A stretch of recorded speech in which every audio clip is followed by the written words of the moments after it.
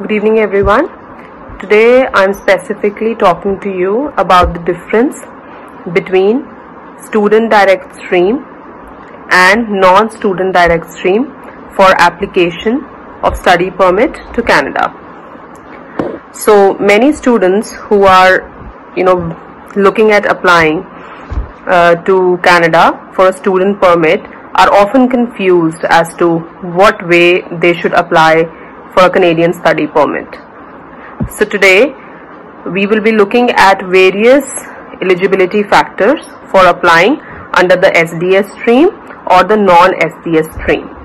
So first, talking about student direct stream, which is SDS stream, a little popular among the students, international students, and we need to understand why and how one becomes eligible under the SDS category. So first of all, we will be talking about the process. So in front of me I have the CIC website on which various information has been given regarding what are the eligibility requirements for student direct stream category. First of all, which countries are students of which countries are actually eligible to apply under the student direct stream category. It is, so one has to be a citizen, means the passport should be of one of these countries: China, India, Philippines, Morocco, Pakistan, Senegal or Vietnam. So there are only 7 countries all over the world which the students from these countries can only apply under SDS stream. So I'm just repeating the countries. It's China, India, Morocco, Pakistan, Philippines, Senegal and Vietnam. Now, what are the requirements, the basic requirements with which you need to fulfill to become eligible to apply under student direct stream category? First, you should have an acceptance letter from a designated learning institution from Canada. What is a designated learning institution? A designated learning institution is an institution or a post-secondary institution in Canada which is approved by the Canadian government, and along with it, it has a DLI number. DLI is Designated Learning Institution Number. So the offer of acceptance that you get from a Designated Learning Institution Number is further accepted by the Canadian High Commission, and this is one of the points that you need to satisfy under student direct stream category. So we put a tick mark now on the LOA point. So LOA is clear. Next, LOA is your letter of acceptance. Next, we move to the second requirement, which is you must be living outside Canada when you are applying for a student direct stream category. You cannot be in Canada while you are applying for this category. So this is something very important which may be missed or may not be really clearly understood for students who are currently residing in Canada. So the second point, you should be outside Canada while you are applying for a student direct stream category. Third, you should have paid 1 year of tuition fees as mentioned on your offer of acceptance to the Canadian institution where you have got your letter of acceptance from. So the third point, tuition fee payment. Next, fourth point, you should have invested in a guaranteed investment certificate of the value of 10,000 Canadian dollars, which is equivalent to the living expenses that you would require while you are staying in Canada. So usually guaranteed investment certificate, which is popularly known as GIC, is one of the mandatory requirements for applying under the SDS category. This also serves as a source of funds when you apply under SDS. The amount is equal to Canadian dollars 10,000. Next, you should be appearing for a medical exam before you apply in the SDS category.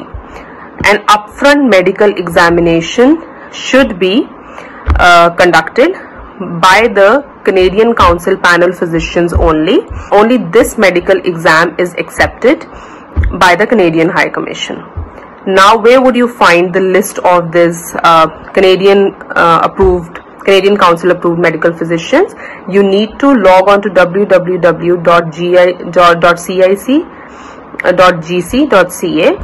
Under this, you can go to a link which will give you, you can type in probably medical physicians, and you'll be given a link which can be used further to choose a doctor, a clinic or a hospital in your vicinity. Many cities do not have these hospitals or labs which are conducting your medical exams, so you might need to travel a little bit in order to find an approved panel physician near your city.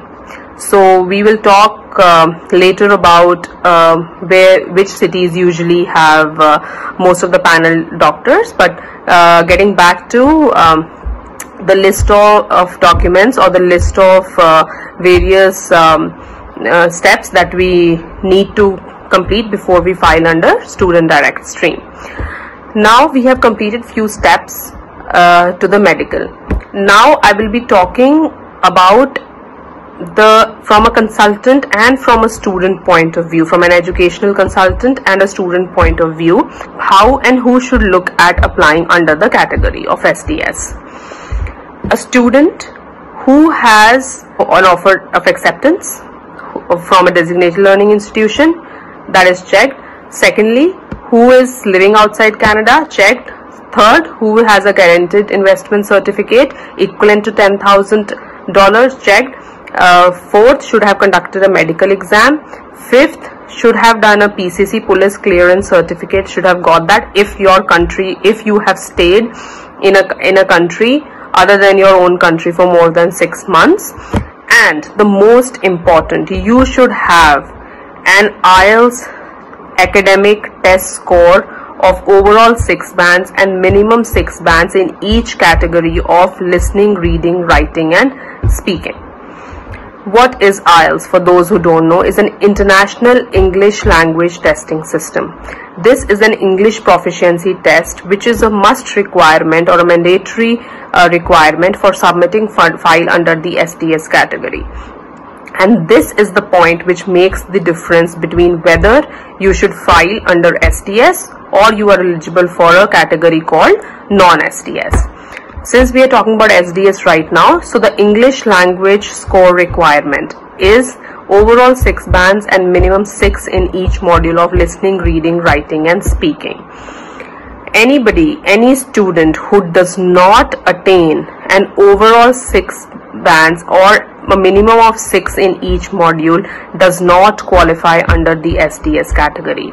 The student then needs to go into something called a non-SDS category, right? So going a little bit more in detail about who is not eligible for SDS category. First, so I would like to show you the CIC website, which is going to give you certain details on how